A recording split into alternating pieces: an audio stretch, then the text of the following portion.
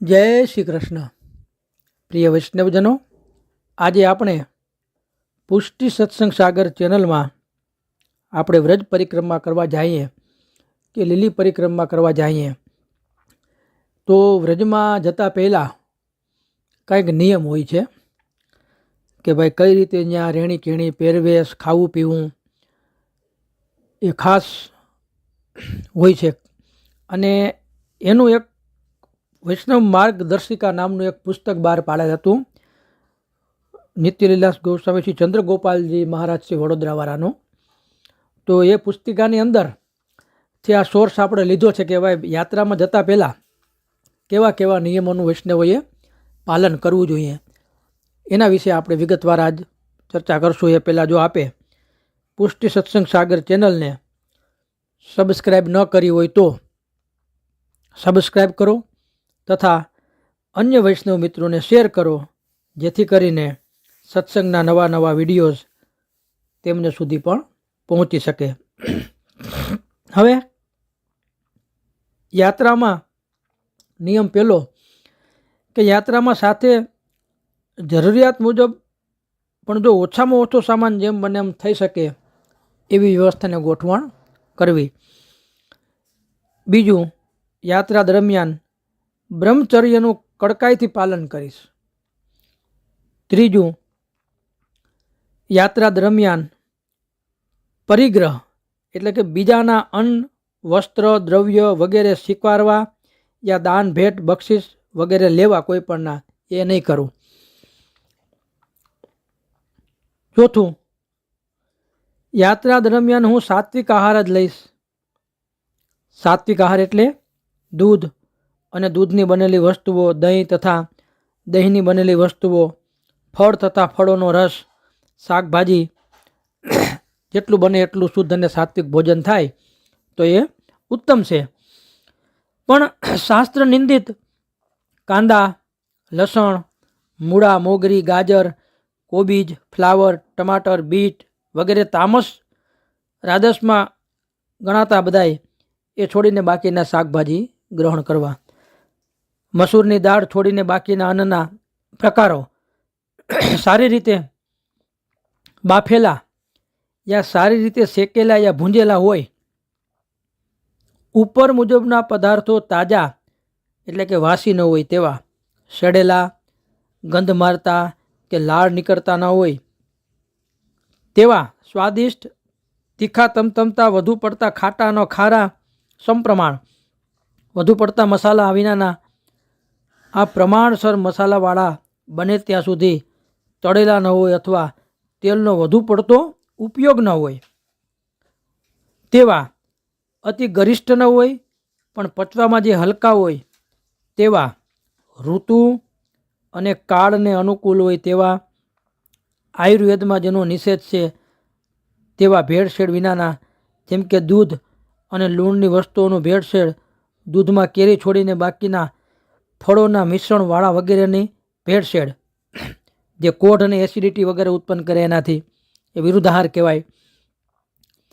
આ બધા પ્રકારના પદાર્થો પણ પવિત્ર સ્થાનમાં બનેલા હોવા જોઈએ, પવિત્ર રીતે બનેલા હોવા જોઈએ.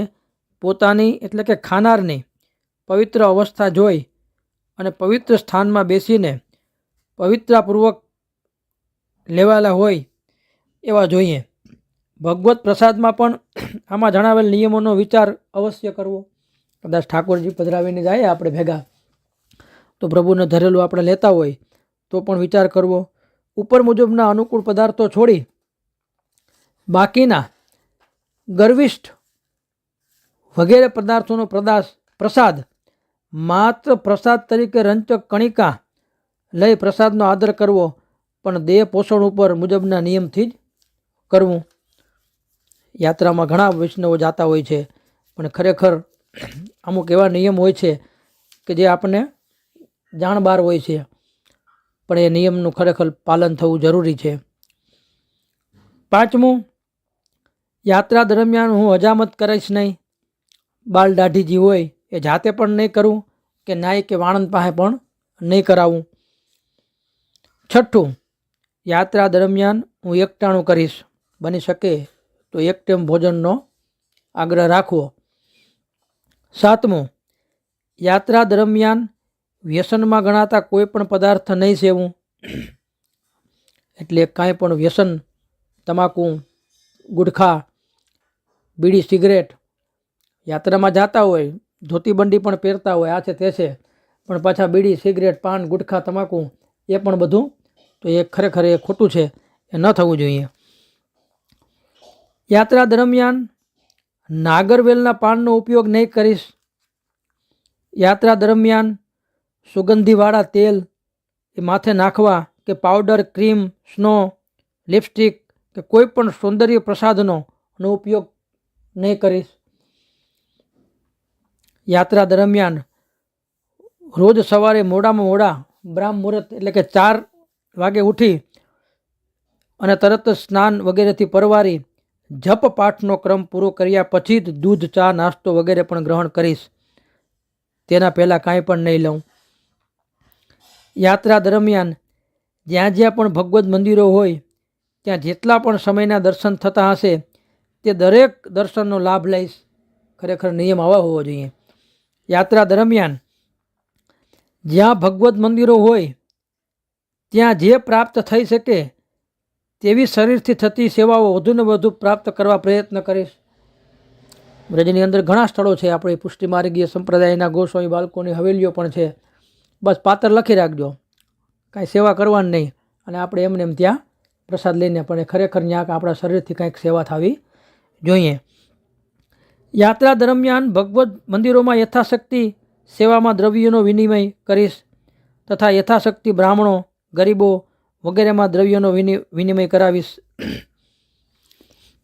યાત્રા દરમિયાન જે આપણે વ્રતો આવતા હોય, ઉત્સવો હોય, પર્વો, જન્માષ્ટમી, રાધાષ્ટમી, વામન જયંતિ, એકાદશી, પૂર્ણિમા, અમાવસ્યા, ગ્રહણ, દશેરા અથવા જ્યોતિષના વિશેષ યોગો મુજબના અર્ધોદય વગેરે પર્વ જે આવતા હોય કાંઈ, એ પ્રકારે દાન, પુણ્ય, સ્નાન, જપ, પાઠ વગેરે હું કરીશ.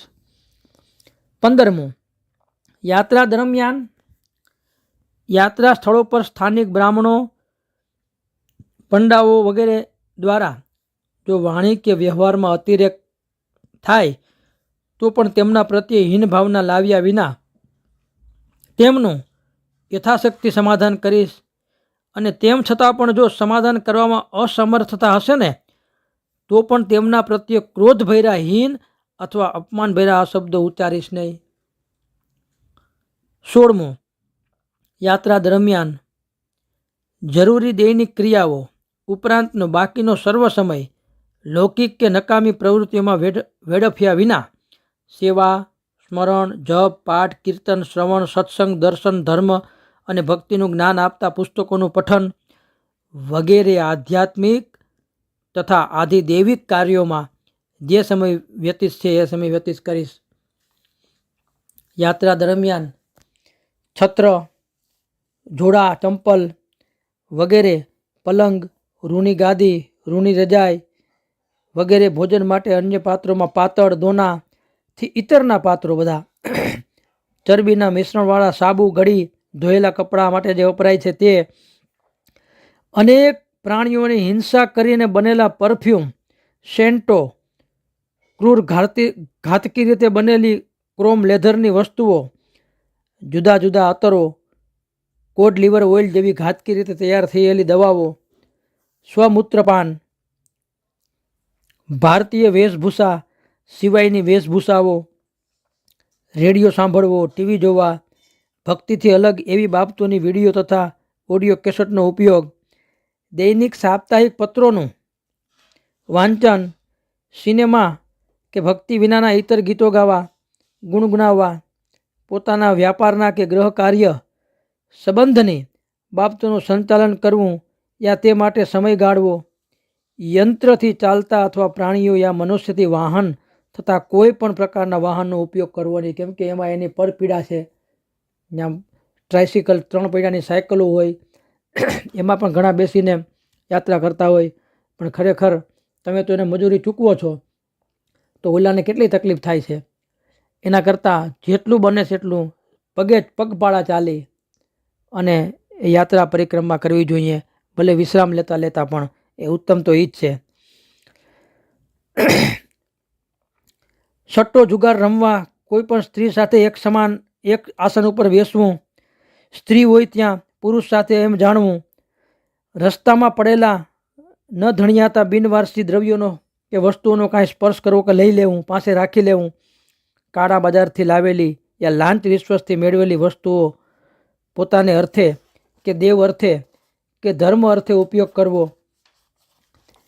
યાત્રાના કોઈ પણ અર્થે સેવા ધર્મ કે સ્વનિર્વાહ અર્થે દેવું કરવું, ભૂખ્યાની સામે ખાવું, તરસ્યાની સામે ત્યાં જલ પીવું, બીજાઓથી પોતાની પૂજા કરાવવી યા પ્રશસ્તિ કરાવવી, દેવ ગુરુની નિંદા કરવી, કોઈની પણ નિંદા સ્તુતિમાં ભાગ લેવો, દેવ ગુરુની બીજાઓના મધ્ય થતી નિંદા સાંભળતા બેઠા રહેવું, અભદ્ર અશોભનીય અથવા તો અતિશય લૌકિક ચર્ચાઓ સાંભળતા બેઠા રહેવું, દેવ ગુરુનો આગમન સમયે ઊભા થઈ આદર ન કરવો, દેવ ગુરુને પ્રાપ્ત સમયમાં પણ પ્રમાણ ન કરવા, દેવ ગુરુનો હેઠા મોયે કે હેઠા હાથે વંદનાદિ ઉચ્ચારણ કે ક્રિયા દ્વારા સત્કાર કરવો,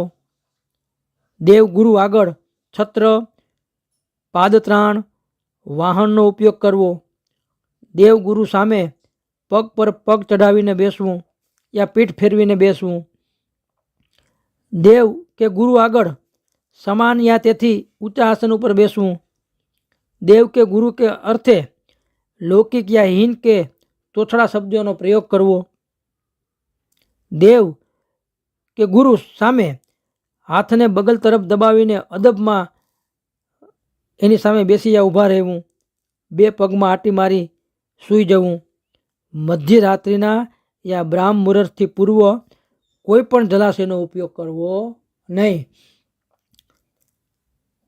એક સૂર્યમાં એટલે સૂર્યોદયથી સૂર્યાસ્તના વચમાં બે વખત બની શકે તો એક ટાણું બહુ ઉત્તમમાં ઉત્તમ, પણ શરીરની એવી કેપેસિટી ન હોય તો સૂર્યોદયથી સૂર્યાસ્તની વચમાં આ સમયગાળાની અંદર બે વખત અન્ન લઈ લેવું, જમતા જમતા ભાણા ઉપરથી એકવાર ઊભા થઈ ફરી પાછા તે જ પાત્ર ઉપર પાછું ખાવા બેસવું કે ભોજન કરવા બેસવું નહીં. ભોજન આરંભવું, સંધ્યાકાળમાં ભોજન કરવું, જમવામાં અન્નનો બગાડ કરવો, બીજાને પોતાનું ઉદ્દિષ્ટ આપવું, હેઠા જૂઠાનો ખાસ વિચાર રાખવો, અશોચ અપવિત્ર કાલ યા અવસ્થામાં યાત્રા કરવી, ગ્રહણ હોય કે સૂતક હોય કે રજસ્વાલા સ્ત્રી હોય કે પછી છીવે છંડાસ જઈ સ્નાન કર્યા વિના યાત્રા કરવી, ગુરુ યા પુરોહિત વિના યાત્રા કરવી, યથોચિત આચાર્ય દક્ષિણા આપ્યા વિના યાત્રા પૂર્ણ કરવી, વિશિષ્ટ અસાધારણ કારણ વિના યાત્રા વચમાં છોડી દેવી, આ બધી જ જણાવ્યા મુજબની બાબતો નિષિદ્ધ છે. તેથી યાત્રા કરનારે તેનો સર્વથા ત્યાગ કરવો. આ બધી જ બાબતોથી સર્વથા દૂર રહીશ અને આ બધી બાબતોનો હું યાત્રા દરમિયાન ત્યાગ કરીશ.